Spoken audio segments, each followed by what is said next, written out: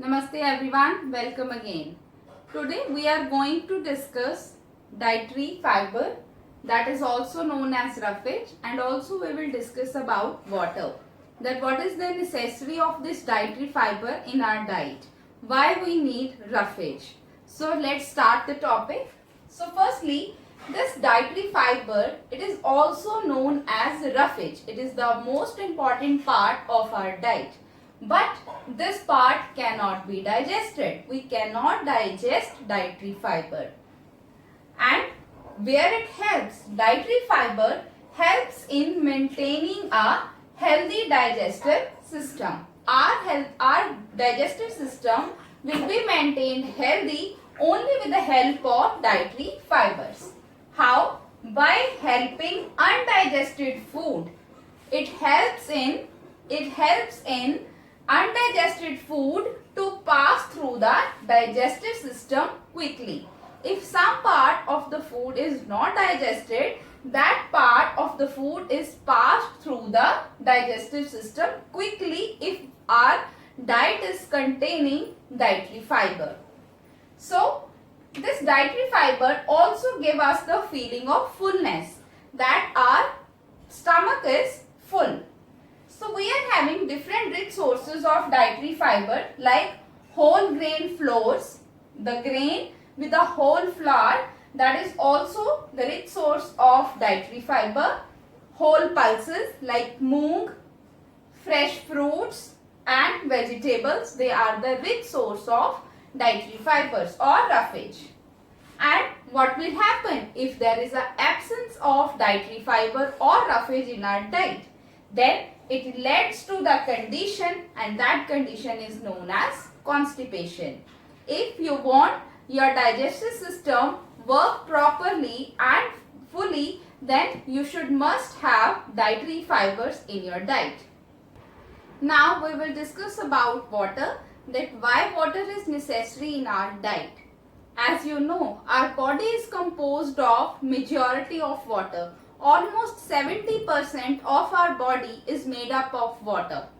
So, major portion of our body, it is made up of water. And what the main functions water is doing in our body? Water helps in absorption of nutrients from the food.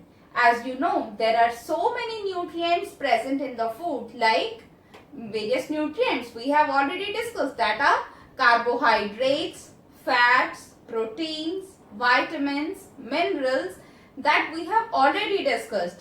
And water helps to absorb that nutrients from the food. So water also helps in the removal of waste through sweat and urine.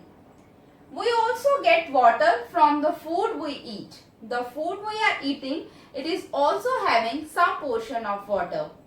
Along with this, we also consume water in the form of liquids, in the form of drinks. And this most important, that excessive loss of water from our body, it leads to the condition, and that condition is known as dehydration. So, prevention of dehydration is to consume more water. Nowadays, if you are not consuming ample amount of water, then you will have that condition of dehydration. So, consume water properly. Now, we will discuss a very short topic and very important, that is balanced diet. Now, what this balanced diet means?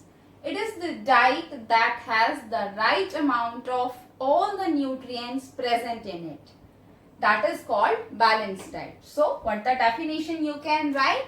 The diet that has the right amount of all the nutrients is called balanced diet. So, which nutrients it must have? It must have number 1, carbohydrates, number 2, fats, number 3, proteins, number 4, vitamins, and number 5, minerals.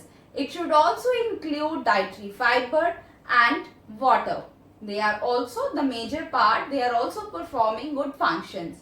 So our diet that composed of all these nutrients, that is known as balanced diet. Now, what balanced diet do? This keep us healthy. If we want to have a healthy life, then we should always consume a balanced diet. So now the quantity of various nutrients in a balanced diet, it varies according to the age. It also varies according to the health of the person and work done by a person, that what amount of nutrient it should contain. For example, the laborer that also do more work than a office man. Office man sits all the day, but the laborer is doing hard work in another manner. So laborer need more nutrients as comparison to the person who is working in a office. So students, if you want to have a very healthy life, then always consume a balanced diet and do not eat junk food.